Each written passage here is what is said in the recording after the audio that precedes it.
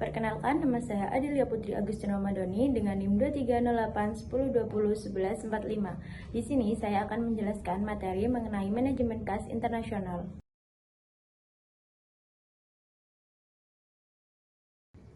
Manajemen kas internasional adalah proses mengelola arus kas dan investasi dari kelebihan kas yang dimiliki oleh perusahaan multinasional atau perusahaan MNC.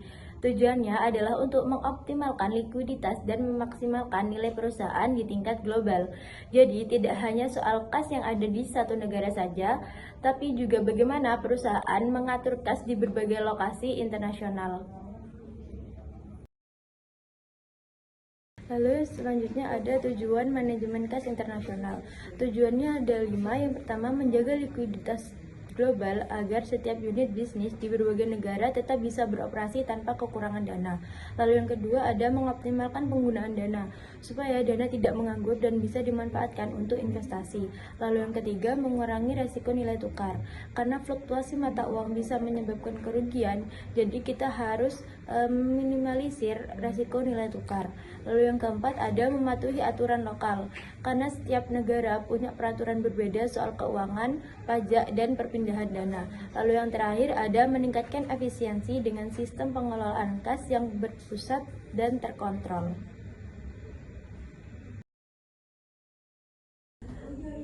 Lalu selanjutnya ada fungsi manajemen kas internasional. Fungsi manajemen kas internasional sendiri dibagi menjadi 2, yaitu fungsi operasional dan juga fungsi strategis.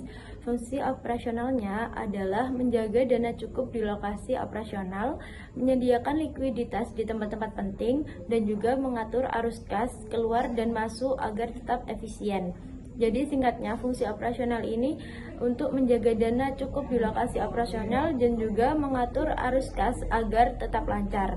Lalu yang selanjutnya ada fungsi strategis, yaitu membantu pengambilan keputusan investasi antar negara, mengelola resiko nilai tukar dan suku bunga, mengatur transfer dana antar anak perusahaan agar hemat pajak dan biaya.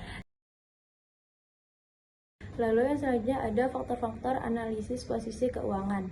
Dalam menilai posisi keuangan perusahaan secara internasional ada beberapa faktor penting. Yang pertama ada likuiditas, yaitu kemampuan perusahaan membayar kewajiban jangka pendek. Yang kedua ada profitabilitas, merupakan kemampuan perusahaan menghasilkan keuntungan atau laba. Yang ketiga ada leverage, yaitu tingkat penggunaan utang perusahaan. Lalu yang keempat ada efisiensi operasional, yang menjelaskan seberapa efektif perusahaan menggunakan sumber daya yang ada. Lalu yang terakhir ada manajemen resiko valuta asing. Manajemen resiko valuta asing ini penting untuk menghindari kerugian akibat fluktuasi mata uang. Lalu pada slide selanjutnya ada metode pemindahan dana yang diblokade. Kadang dana tidak bisa dipindahkan bebas antar negara karena peraturan lokal. Untuk mengatasi ini, perusahaan bisa menentukan harga transfer dan jasa secara tidak mengikat supaya dana tetap dan bisa dipindahkan. Lalu juga bisa dengan membuat kreasi ekspor dan negosiasi langsung, yaitu menciptakan transaksi dagang yang memungkinkan pemindahan dana secara legal.